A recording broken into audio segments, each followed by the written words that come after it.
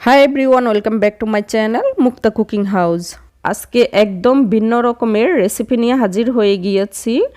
ডিমের লাশ অমলেট মাত্র 2টি উপকরণ দিয়ে বাসায় তৈরি করতে পারবেন, ডিম আর দুধ দিয়ে। আর বাচ্চারা যদি একটু ভিন্ন কিছু পায় তাহলে তো কোনো কথাই নেই, তাহলে আর ওদের পিছনে দৌড়াতে হবে না, ওরাই আপনার পিছনে দৌড়াবে এই খাবারটি খাওয়ার জন্য। এই ভিন্ন রকমের অমলেটটি তৈরি করার জন্য কি কি উপকরণ লাগবে চলুন দেখে নিই এক নজরে। এখানে 3টি ডিম নিয়েছি, এর মাঝে দিয়ে দিয়েছি সামান্য পরিমাণে 1 চিমটি লবণ। আপনারা মিষ্টিতে লবণ খেতে না চাইলে না দিলেও চলবে।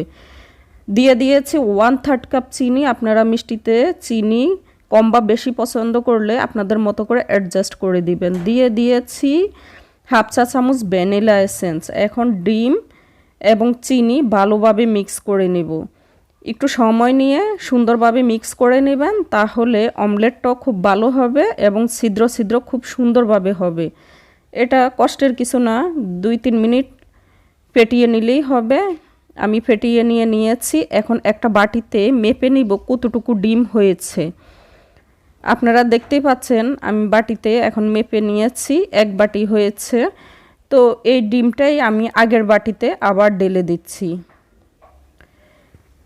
বাটিতে ঢেলে দিয়েছি। এখন আমি একই বাটিতে দুধটা মেপে নেব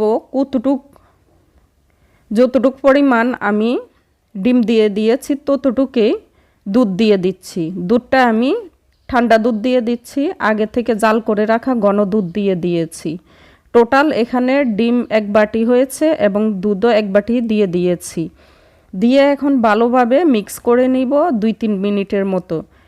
ভালোভাবে মিক্স করে নিয়েছি। এখন যেই বাটিতে আমি এই অমলেটটা বসাবো ওই বাটিতেই আমি একটু বাটার দিয়ে দিয়েছি। বাটারটা গলিয়ে এখন চারপাশে লাগিয়ে দিচ্ছি। আপনারাও এভাবে লাগিয়ে দেবেন, তাহলে সুন্দরভাবে উঠে আসবে। বাটার না থাকলে এখানে সয়াবিন তেলটাও দিতে পারবেন, তবে সরিষার তেল দিতে যাবেন না। আগে থেকে চুলায় পানি বসিয়ে দিয়েছি, পানিটা ফুটে উঠেছে। এর উপর একটা স্ট্রেন দিয়ে দিয়েছি। আপনারা দেখতে পাচ্ছেন পানিটা কিন্তু প্রায় আধা ইঞ্চি নিচে রয়েছে। অবশ্যই এভাবে বাফে দিবেন ডিমটা। তো দিয়ে এখন আমি উপরে ঢাকনা দিয়ে দিচ্ছি আর চুলার আগুনটা রেখেছি মিডিয়াম হিটে রেখে এখন আমি স্টিম করে নেব। কতটুকু সময় লাগতেছে আমি আপনাদেরকে বলে দিচ্ছি। আপনাদের হয়তো আরও কম বেশি লাগতে পারে, কারণ আপনি যদি এখানে অমলেটটা আরও বেশি ডিম দিয়ে বেশি দুধ দিয়ে করেন তাহলে সময়টা একটু বেশি লাগবে। তো আমি যেহেতু 3টা দিয়ে করেছি আমার সময়টা একটু কম লাগতে পারে। আপনারা দেখতেছেন চুলার আগুনের কারণে কতটুকু মিডিয়াম হিটে আমি করে নিচ্ছি। অবশ্যই মিডিয়াম হিটে করে নেবেন এভাবে। তো আমি প্রায় 20 মিনিট স্টিম করে নিয়েছি। এখন ঢাকনাটা খুলে আপনাদেরকে দেখাচ্ছি ভিতরে হয়েছে কি না। একটা কাঠি দিয়ে চেক করে নিচ্ছি। সবসময় মাঝখান বরাবর কাঠিটা ঢুকিয়ে দেখবেন। দেখতেই পাচ্ছেন সুন্দরভাবে ক্লিনভাবে বের হয়েছে। তো আমি অমলেটটা নামিয়ে একদম ঠান্ডা করে নিয়েছি।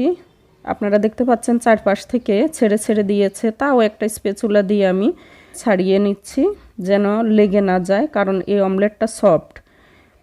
তো চারপাশ থেকে ছাড়িয়ে নিয়েছি। এখন একটা প্লেট দিয়ে আমি আনমোল্ড করে নিচ্ছি।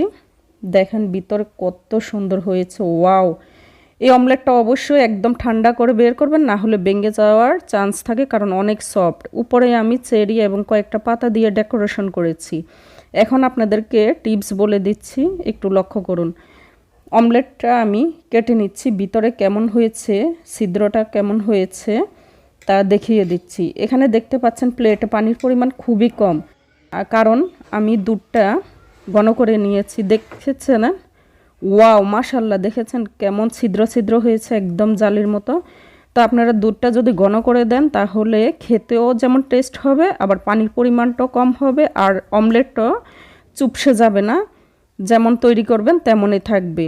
রেসিপিটি ভালো লাগলে চ্যানেলটি সাবস্ক্রাইব, লাইক, শেয়ার করে দিবেন। এরকম আরও মজার মজার রেসিপি পেতে অল্প সময়ে এই পর্যন্ত সবাই ভালো থাকবেন। দেখা হবে নতুন কোনো রেসিপি নিয়ে। আল্লাহ হাফেজ।